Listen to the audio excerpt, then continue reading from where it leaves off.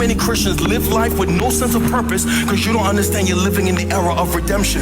But if you understood you're living in the era of redemption, your days will be more meaningful, your prayers will be more meaningful, your time will be more meaningful. You'll serve, give, and pray with more purpose if you understand that the end is coming. 4, on the other side of redemption, number 4, consummation. That's what the scripture teaches us. That is, watch, the end of all things as we know it. Friends, that is right around the corner, in which the Lord will put in his return.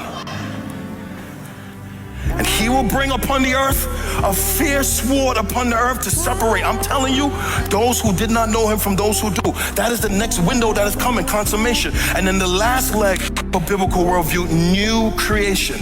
See, this is important because so many of you spend all your time trying to create utopia down here. You're mad because you don't have the house that you want, or you may not get married, or you may not blah, blah, blah, blah, blah, and all this other stuff. And you spend all this time begging God for all this stuff. And what too many American Christians are doing, you're trying to create utopia now. When the Lord did not call you to create utopia now, he called you to be busy because we're in the era of redemption. Utopia is coming in the new life. See, y'all don't want to hear that. That's why everybody on social media is trying to build monuments to themselves.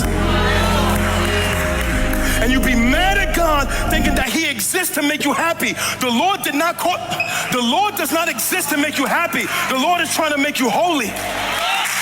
And some of you, you're frustrated with the Lord for what prayers he has not answered, but the Lord is not in the business of creating utopia for Christians here.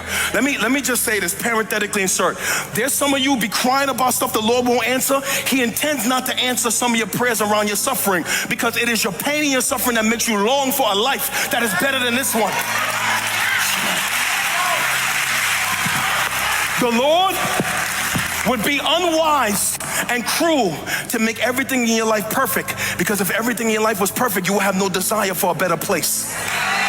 So he leaves on his children a certain sprinkle of suffering, a certain sprinkle of disappointment, a certain sprinkle of unanswered prayers. Why did this loved one die? Why am I dealing with the sickness? How come you won't heal this right now? Why do I got tinnitus in my left ear and I am afraid of silence? Because I had to retrain myself how to think, pray, and write sermons with that noise in my left ear from the audio injury I got 2 years ago that Lord has not healed.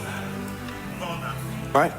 Why am I counseling somebody from my church 2 nights ago who prayed with all of her heart for her loved one to be spared from death and cancer, and he died? And I had to remind her, well, listen, all of this suffering we're dealing right now is to point us to the fact that there is something better coming. You would not have any desire for eternity if everything was